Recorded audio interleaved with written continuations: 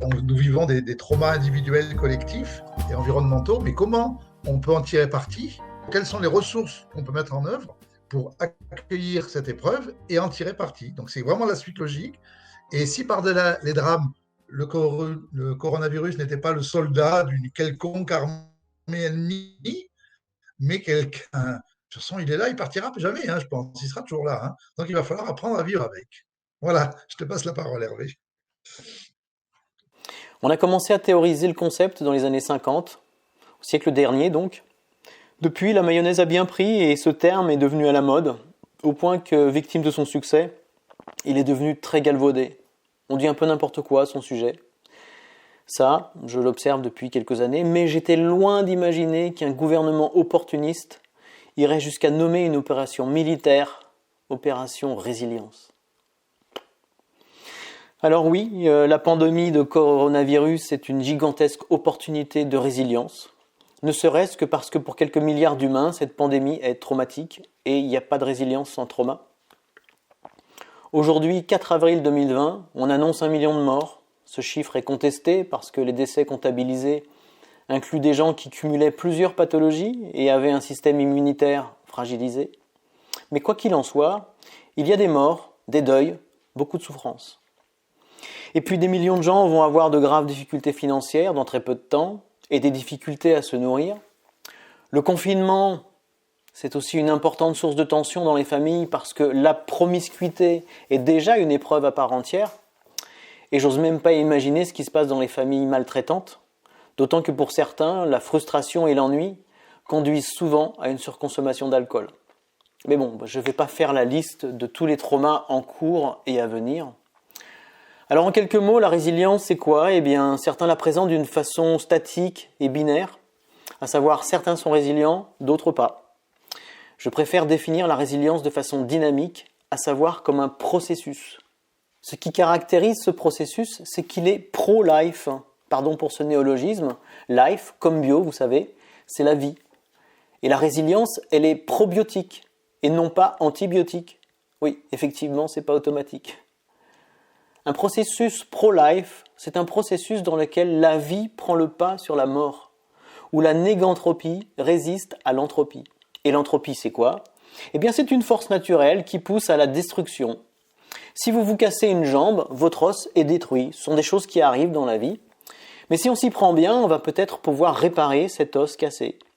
Alors vous aurez besoin d'un plâtre et vous aurez aussi besoin de repos. Et puis pour vous remettre à marcher, vous aurez ensuite besoin d'une paire de béquilles. Et les béquilles, en fait, je trouve que c'est une image qui illustre assez bien ce que dans le processus de résilience, on appelle un tuteur de résilience. Vous savez, un peu comme un bâton pour soutenir une plante fragile. Eh bien, Boris Cyrulnik, qui est un des fondateurs du concept, un des pionniers en tout cas de la résilience en France, il dit qu'un tuteur de résilience est indispensable pour avancer sur le chemin de la résilience. Alors un tuteur de résilience, eh bien qu'est-ce que c'est ?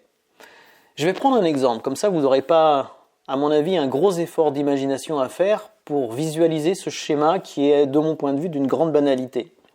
Disons que depuis l'enfance, on vous dénigre, on se moque de vous, à la maison et à l'école, et vous intégrez peu à peu que vous êtes nul.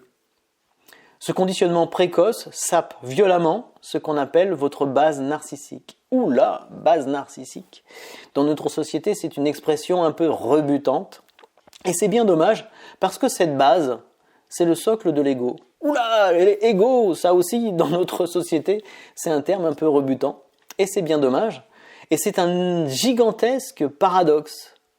Parce que si cette base, ce socle est précocement fragilisé, eh bien l'ego frustré n'aura de cesse, et de façon envahissante, de compenser ce besoin névrotique et légitime de reconnaissance. Si donc on vous a cassé l'os de l'ego, alors il faudra plâtrer votre ego et lui fournir des béquilles. Le tuteur de résilience, eh bien, ce peut être une enseignante, un oncle, un prof de judo, un livre, un film, tout support humain ou pas, qui met en cause cette croyance traumatique que vous êtes bonne ou bon à rien. Un jour, vous rencontrez quelqu'un et ce quelqu'un croit en vous. Waouh! au départ, cette croyance contradictoire, vous n'y croyez pas vous-même. Et il faudra au tuteur du temps et de la patience pour invalider en profondeur cette mauvaise estime de soi. J'ai insisté pour définir la résilience comme un processus, et qui dit processus dit étape et étalement dans le temps. Parmi ces étapes, il y en a une qui peut être plus ou moins longue, la dépendance au tuteur. Certains candidats à la résilience restent figés dans cette étape, ce qui m'amène à penser qu'il faut envisager de résilier de la résilience. Autrement dit, quand l'os de votre jambe est reconstitué, consolidé, il faut maintenant penser à vous débarrasser de vos béquilles pour que vos muscles se reconstituent et que vous accédiez à une autonomie. Dans les représentations classiques de la résilience, on imagine volontiers un tuteur de résilience qui prend la forme d'un Pygmalion bienfaiteur, un Robin Williams plein d'empathie et d'amour, qui a tout pigé à la psychologie et à la pédagogie. Mais j'aimerais attirer votre attention sur d'autres modalités de résilience, bien plus banales et moins spectaculaires. Alors accrochez-vous bien parce que souvent, le tuteur de résilience est un trauma. Quoi? Un trauma pour guérir d'un trauma? Ben oui. Et je suis à peu près convaincu que vous tous en avez été à minima témoins. Mais je sais aussi que vous êtes nombreux à avoir vécu personnellement ce dont je vais parler maintenant. Un cancer, un licenciement, un divorce, un deuil, voilà quelques événements potentiellement traumatiques, vous en conviendrez. Alors effectivement, certains s'effondrent durablement face à ces traumas et ne s'en remettent pas. Pour des raisons de fragilisation précoce, ils n'ont pas trouvé les ressources de la résilience et leur environnement ne leur a pas offert le précieux tuteur qui aurait pu les aider à rebondir, à transcender l'épreuve. Mais pour d'autres, ces chocs de vie sont des événements qui déclenchent ou qui accélèrent des processus de résilience. Beaucoup de gens décrivent cette expérience d'abord douloureuse, puis libératrice. Il y a des tas de bouquins autobiographiques qui racontent ça. Aujourd'hui, samedi 4 avril 2020, nous sommes près de 4 milliards d'humains à être confinés, enfermés chez nous. Comment échapper à la frustration? Comment échapper à la peur? Comment ne pas dramatiser ce qui semble être un drame terrible et objectif? Ceux qui me connaissent savent que je ne suis pas un adepte du positivisme. Il n'y a pas de problème, il n'y a que des solutions. Des solutions à quoi? À des problèmes. Appelons un chat un chat. Non, je ne suis pas positiviste, pas plus que je suis négativiste. Mon regard se porte autant sur les aspects positifs et négatifs de la vie. Je ne trie pas les informations pour ne considérer que ce qui m'arrange pour vivre dans le confort de mes croyances. Alors on a un putain de gros problème et on va s'y coller. Vous serez peut-être surpris que je considère parmi les étapes de résilience le déni, la colère, la dépression. Et vous avez peut-être reconnu quelques étapes du deuil selon Elisabeth Kubler-Ross. Ces phases, j'ai presque envie de dire qu'elles sont nécessaires. Et il faut souvent de longs mois, parfois des années, pour traverser ces épreuves. Et quand on saute une étape, il n'est pas rare qu'on retarde le processus. En revanche, on peut accélérer ce processus en mettant de la conscience sur ces étapes et leur chronologie dans le processus. Alors, que faire face à la pandémie de coronavirus? Être dans le déni et minimiser la gravité du problème? Ça, pour la plupart, c'est déjà fait. Et heureusement, on en est largement revenu. Être en colère? Ben oui, pourquoi pas. Sur les causes de la gestion de crise, il y a des responsabilités mal assumées, mais la colère est une émotion qui inhibe fortement l'accès à l'intelligence. Alors qu'est-ce qu'on peut faire pour ne pas s'attarder trop longtemps dans cet état de colère? Sous le joug des émotions, on voit souvent les choses de façon très binaire. Et il y a deux polarités que j'aimerais évoquer avec vous ce soir. Elles sont liées à nos façons de réagir face à l'adversité et d'une manière générale à tout type de contrariété. La première question est très concrète. Est-ce qu'on agit pour résoudre un problème ou bien est-ce qu'on n'agit pas et on laisse faire? Et puis il y a une deuxième question beaucoup plus abstraite. Est-ce qu'on refuse la réalité qui nous dérange ou bien est-ce qu'on l'accepte? Et si on croise ces deux polarités, eh bien on obtient non pas deux types de réactions face à l'adversité, mais quatre. Il y a celui qui refuse la réalité et n'agit pas pour la changer. Je l'ai appelé le râleur. Si je simplifie le râleur, il est en colère, stressé et inutile. Et puis il y a celui qui refuse la réalité et agit pour la changer. Je l'ai appelé le guerrier. Et si je simplifie, bien le guerrier, il est en colère aussi, stressé, mais utile et maladroit dû à son stress. Et puis il y a celui qui accepte la réalité et n'agit pas pour la changer. Je l'ai appelé le fataliste. Si je simplifie, le fataliste, il est plutôt calme, mais inutile. Et puis il y a celui qui accepte la réalité et qui agit pour la changer. Je l'ai appelé le stratège. Et le calme du stratège lui permet d'agir intelligemment. Vous connaissez cette citation qu'on attribue à Marc Aurèle ? « Que la force me soit donnée de supporter ce qui ne peut être changé et le courage de changer ce qui peut l'être. » Mais aussi la sagesse de distinguer l'un de l'autre. Alors certains pensent que l'acceptation est l'aboutissement du deuil. Pourquoi pas ?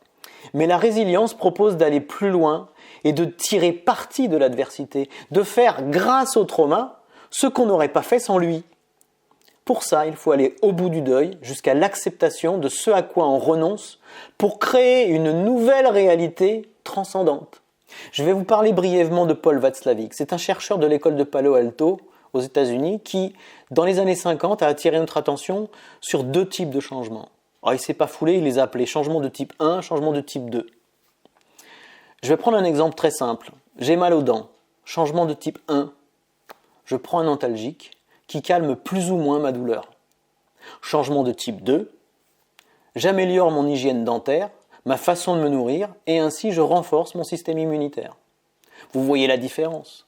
Le changement de type 1, eh bien, il a pour but de faire disparaître la gêne, les symptômes d'un problème, qui reviendra tôt ou tard parce qu'on ne s'est pas intéressé à sa cause profonde. Les changements de type 2, qu'on appelle aussi des métachangements, ne peuvent résulter que d'une recherche causale afin de trouver un remède profond à une cause profonde, structurelle, systémique. C'est le système qui est pathogène. Changeons le système, pas les virus, pas le climat. L'industrie pharmaceutique investit des milliers de milliards d'euros pour trouver de nouveaux remèdes à des maux engendrés par un mode de vie morbide, par un modèle de société mortifère. On est dans le syndrome du pompier pyromane, là. Cette crise pandémique met en évidence non seulement les incohérences du système qui régit nos sociétés, mais elle met aussi en évidence la morbidité de ce système. L'énorme changement de type 2, ça va de soi. L'énorme changement dont nous avons besoin est un changement de paradigme, comme disait Laurent tout à l'heure. Un changement de vision du monde, d'où le titre de ce cycle de visioconférence. Nous sommes violemment invités à changer nos représentations du bonheur, tout simplement. L'ancien paradigme le représente de façon matérialiste, productiviste, phallocrate, égocentrique, élitiste. Non seulement il est profondément injuste et immoral, mais il est porteur de sa propre destruction.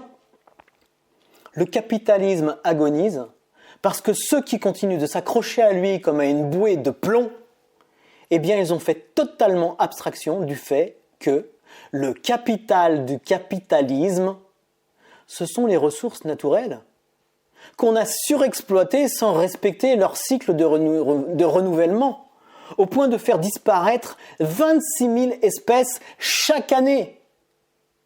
Depuis que la Terre existe, la 6e extinction de masse a ce suite particulier qu'elle est exclusivement due à l'action d'une seule espèce au détriment de centaines de milliers d'autres espèces.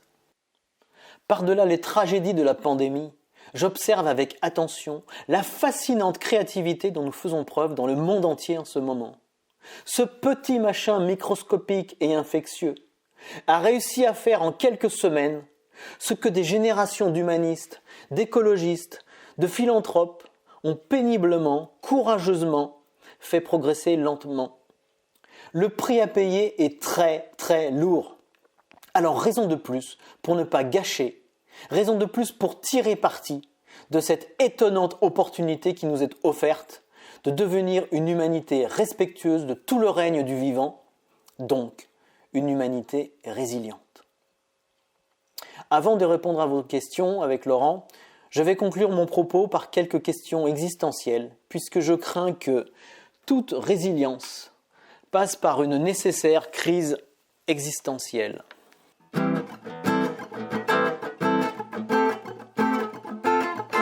À l'école de la vie, on peut sécher les cours, mais voilà qu'aujourd'hui, dans mon petit nid d'amour, mon foyer m'est bien décoré avec soin. Je ne sais plus très bien ce que sont mes besoins.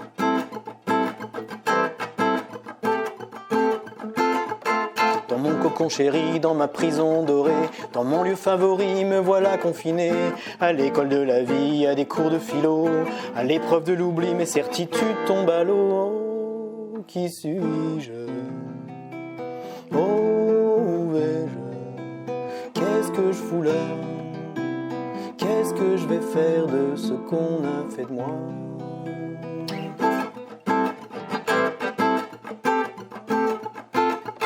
À l'école de la vie, on peut cesser d'apprendre, mais voilà qu'aujourd'hui, on me force à comprendre. C'était pas dans mes plans de penser, réfléchir. Je trouvais plus bandant d'amasser, m'enrichir.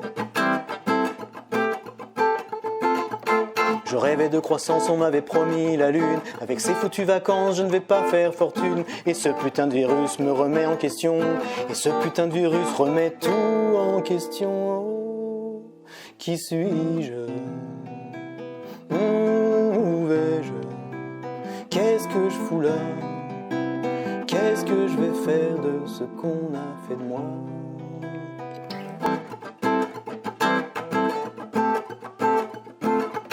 À l'école de la vie, entouré des miens, le rythme ralentit, oui ça fait du bien. Enfermé chez moi, un peu comme un forçat, finalement je me dis, tout ça pour ça.